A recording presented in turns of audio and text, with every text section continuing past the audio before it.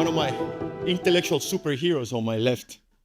Cayetana Álvarez de Toledo has been a force for the classical liberal movement around the world. Actually, Andy, you can pass me the book of her that I have in my pouch.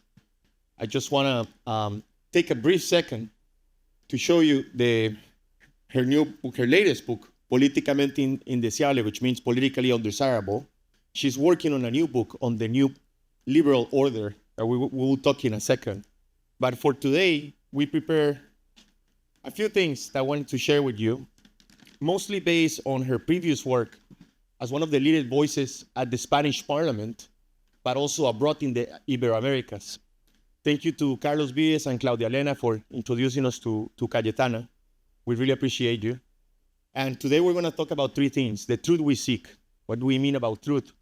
The second one, the elephant in the room, which is the classical liberal movement can have moral doubt. And the third one is what's next for the new world order. So let me start by thanking you, Cayetana, for being here. I know that the windy flight was quite a cultural safari for you. Many of us survived. Well, first of all, thank you so much for this invitation. In 1605, so that means 420 years ago, Miguel de Cervantes wrote a wonderful book called Don Quixote de la Mancha. And Don Quixote says the following: "Freedom, Sancho, is one of the most precious gifts the heavens have bestowed upon man. No treasures that the earth holds buried or the sea conceals can compare with it. For freedom, as for honor, life may and should be ventured. And on the other hand, captivity is the greatest evil that can fall to the lot of man." Now, if we go into the Oxford Dictionary and look up quixotic, quixotesco, we see the following definition: exceedingly idealistic, unrealistic, and impractical. So that's me in general. Up until today, or until just a few weeks ago, or coming here to Nosara, I felt pretty much like Don Quixote. With my Sancho Panza, a couple of loyal friends, and an old horse, battling away, struggling to defend democracy in Spain. Spain is a classic case of a backsliding democracy, moving from a full democracy to a flawed democracy.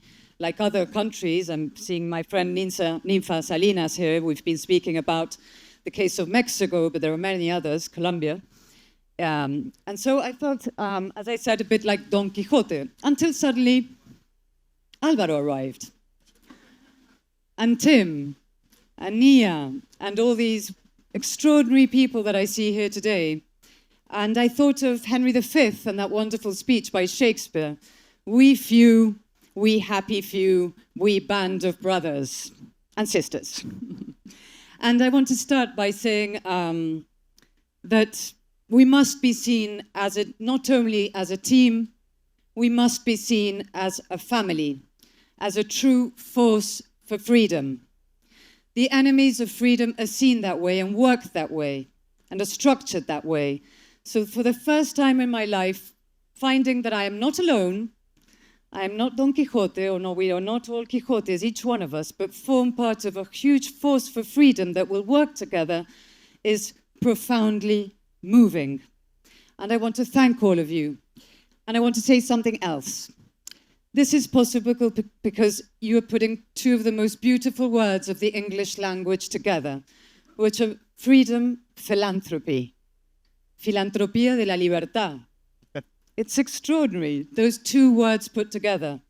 And that can work real miracles. So thank you for your vision, thank you for your leadership, and thank you for making a case for my optimism. And with this idea of optimism, I'll finish this first introduction. No? We are living an extraordinarily exciting moment. things are changing and moving. The worst thing that can happen for freedom is stagnation in lack of freedom. Things are moving, and we are going to fight our way to see freedom in Venezuela hasta el final, which means no Delcy Rodriguez playing as a pseudo-democrat. Yes. It means a real transition where political leaders like Leopoldo, like Lilian, who are here, can go back to their country and do politics inside their country. And first and foremost, of course, Maria Corina Machado, our heroine, Ana Corina, who's here as well. It's a moment for excitement for Rosa Maria Payá, for Cuba. A true hope for the first time in, 70 years? 70 years we have the hope of a true change, and we must struggle and fight for change in Cuba and for liberty. Viva Cuba Libre. We have to fight and must fight and raise our voices for freedom in Iran. Where's Masi? There you are. She's the bravest, toughest girl. My sister now. You know, you have an ally not only in Spain, a voice in Europe in defense of your cause, which is my cause, it is our cause. There are no moral boundaries in the fight for freedom. And of course, freedom also for Ukraine, therefore for Russians. And here is Julia. I told her this morning, I'm such a deep admirer of her husband and of her and her work, a real martyr of the cause of freedom, and we will struggle to make sure that the death of Alexei Navalny was not in vain. So thank you for forming this community, and thank you for making me part of this too. Thank you so much for joining us, Cayetana.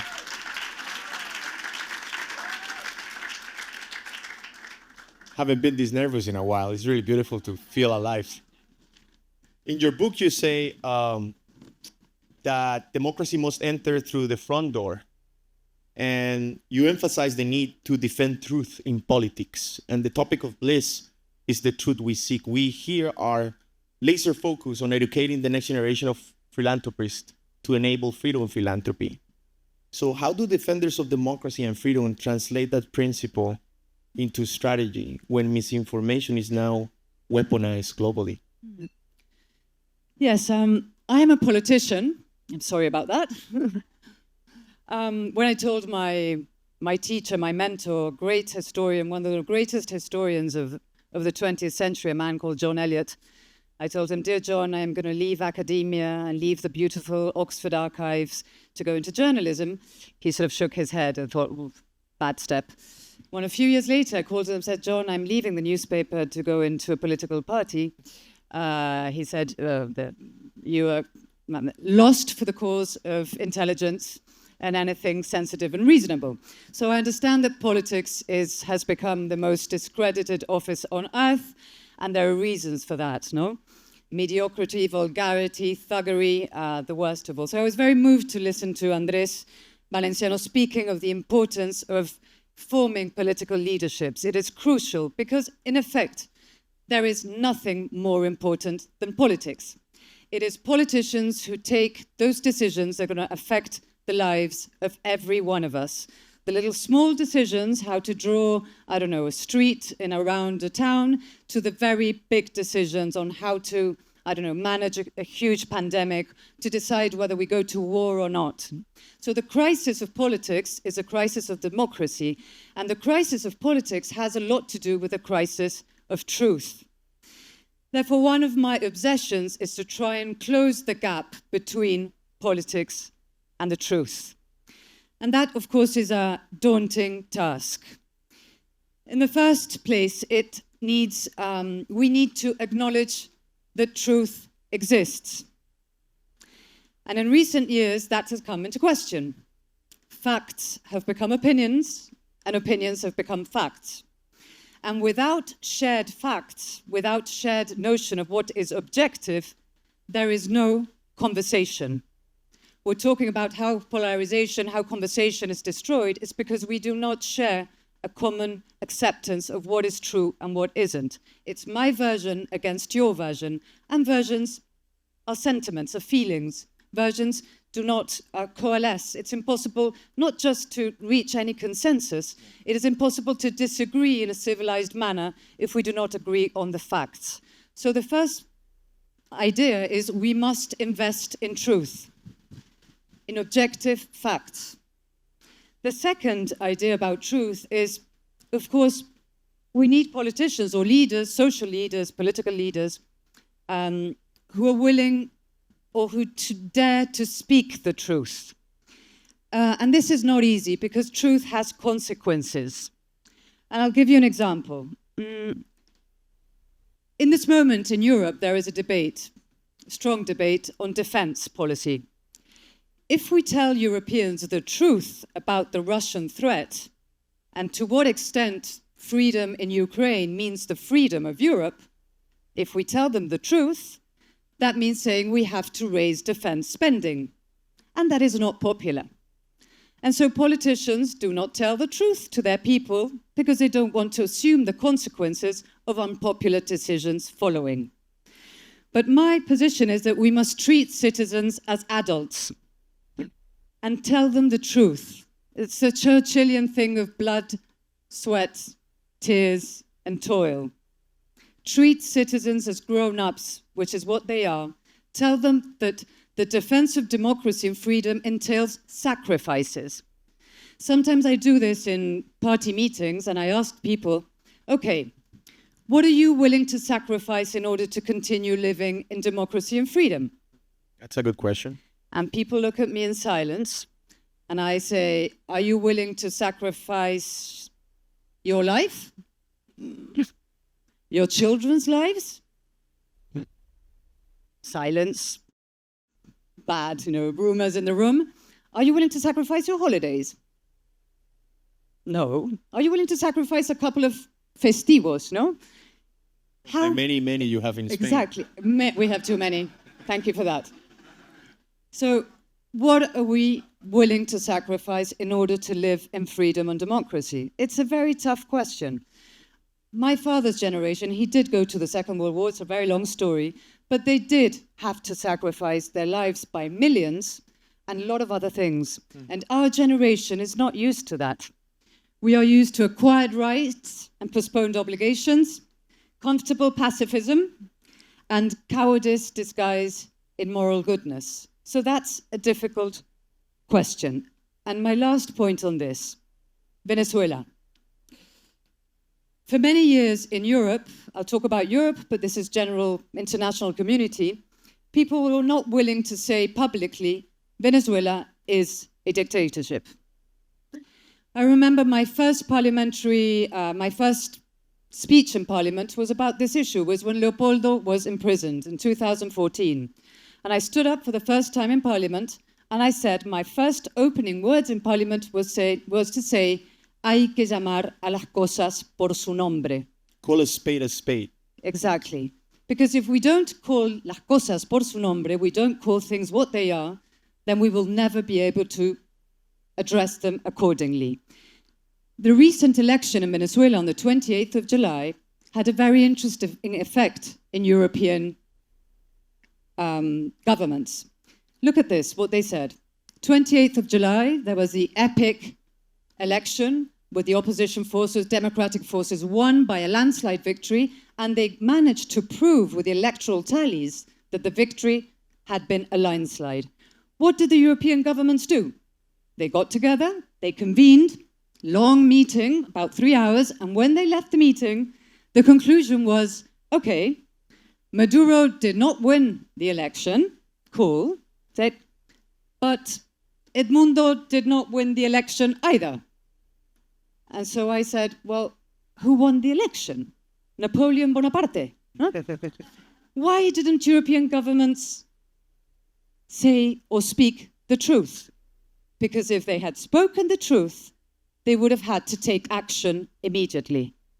And not wanting to take action, they refuged in a sort of half-truth, half-lie. The good thing is that, as Maria Corina explained, some people have decided to speak the truth about what has been happening and what is going on in Venezuela. And that speaking the truth and risking one's lives, American lives, there's a government that decides to risk its citizens' lives in order to defend the truth, and therefore extract a dictator, and oust him. And that's when the beginning of hope arises, when the truth is installed and there's a courage to go with it. That's a great point, Cayetana. And let me address the elephant in the room in the few minutes that we have right now, which is moral doubt. You and I are classical liberals. Yesterday, for instance, we have a very potent and powerful sunset with our friend Masi to continue a conversation that we started in Norway when Maria Corina invited us to her Nobel Peace Prize celebration. And we were talking about moral doubt. What is your take about the moral doubt through the prism of the new liberal order? Well, this is a deep question, and I think, as you said, the elephant in the room, no? The difference between us and the enemies of freedom, or the autocrats, is that we do have moral doubts, because we have morals. We are morally superior, therefore we doubt, no? And therefore, there are certain questions that we are forced to ask ourselves, no?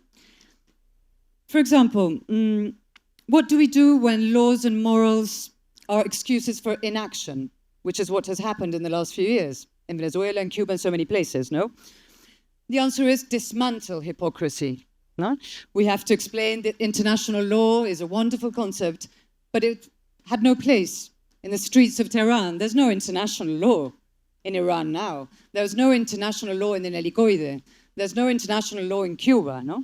So we need to dismantle the trappings, the hypocrisy of those who invoke the moral order in order to keep authoritarians in place.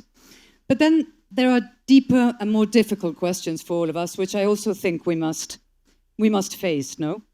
Is it legitimate sometimes to sacrifice, partially or temporarily, our principles in order to defend freedom itself?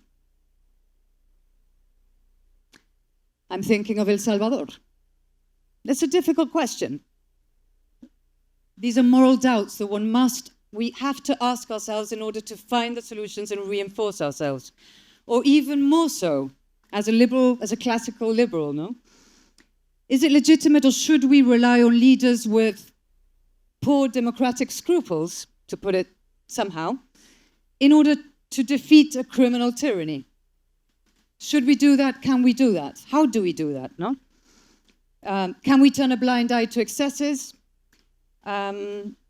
Should we forgive our allies that which we condemn our adversaries? So the mere fact of asking these questions and trying to solve them is part of our duty as classical liberals.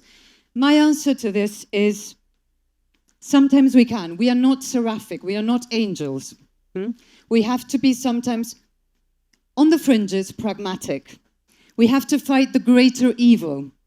But then, hand in hand with that, we have to try and avoid moral shortcuts whenever necessary.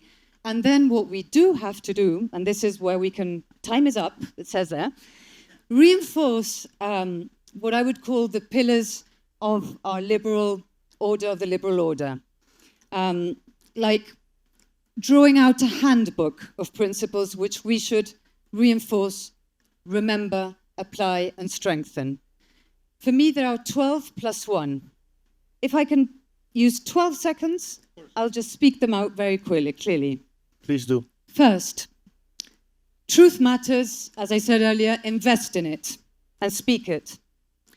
Second, freedom of expression is not the equivalent of a license to lie. 3, don't imitate your enemy or your adversary or autocrats. Keep the moral high ground.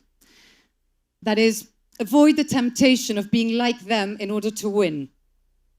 There's no illiberal shortcut to illiberalism. Sometimes in my country, people say, no, just do the same, do what they do, just to try and get rid of Sanchez. You should lie like he does, you should use the same shortcuts. Don't. 4, restore dignity to politics. Crucial. El populismo es el atajo de los mediocres. Populism is a shortcut of the mediocre. We have to appeal to reason, the power of reason, intelligence in mobilizing people. 5, restore the meaning of words. That is, reread Orwell.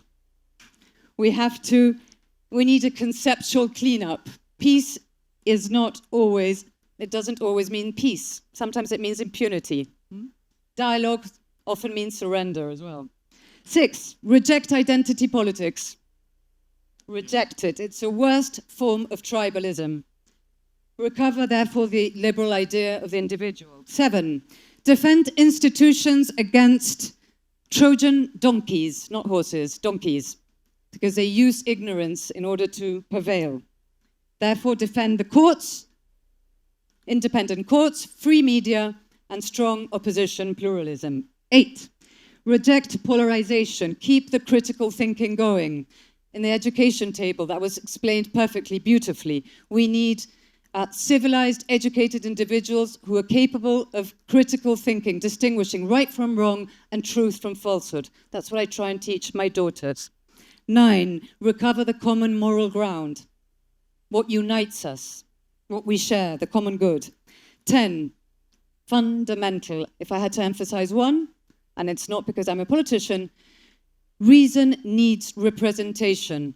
We need good politicians. We need politics, the best politics. We need to create alternatives. We can strike a huge, powerful movement for the liberation of Venezuela, the liberation of Iran. If we have no alternative to vote, an alternative leadership, there's no solution.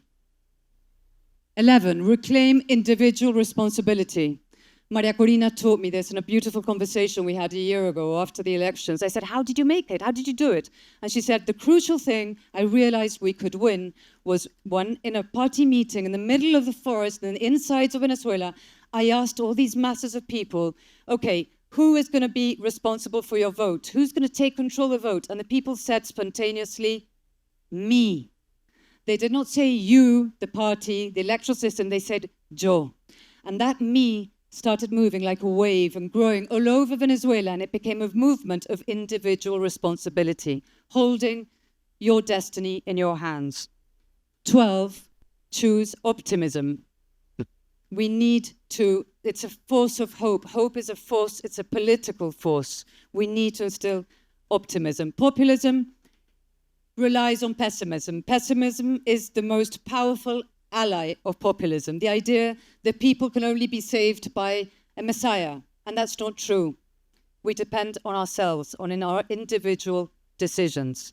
And finally, and most importantly, what we need, and that's number 13, and I'm not superstitious. Just a little stitious. I'm not superstitious. Number 13 is exactly what we're doing here today and what you and Tim and the Foundation and Demo Lab are doing, which is infrastructure, organization, framework, resources, financing the fight for freedom.